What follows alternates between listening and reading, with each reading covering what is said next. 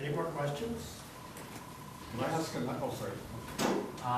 In next year, when the transportation master plan is finalized, if they suggest that, you know, bus rapid transit is a route for London, which can cost between $1 and $3 million per kilometer, which can be a significant investment, how would, because you've been talking, you know, a lot about conserving the budget and, you know, and trying to rein everything in, how would you, you know, devote funds towards a project like this long term? No pun intended, the $1 million question.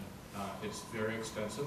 I'll say right now, forget about light rapid transit. It is a $1 billion price tag that this city will not be able to afford in any of our lifetime. Okay? So that, for me, is right off the table.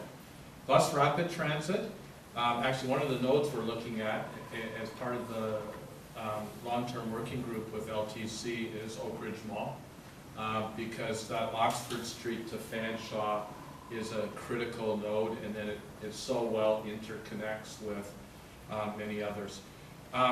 Martha alluded to the reserves. I think you start to create a reserve fund specifically for it, but you don't go in and raid your reserve funds. That's a recipe for disaster. And you have to have dedicated reserve funds that are specifically targeted for specific uses and goals. So this is where I think London has shot itself in the foot many, many times, and I've heard it from Londoners over and over and over again. I got an email, I'm going to open Pandora's box. I got an email yesterday about Ring Road.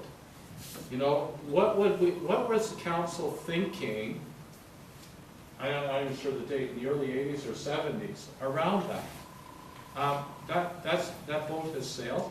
So we really have to think long-term, and then we have to start setting aside money so that there's a dedicated reserve for the bus rapid transit.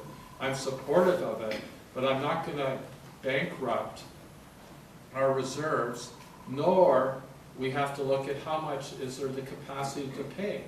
Now, I grew up riding the Rocket in Toronto. That was part of daily life, okay?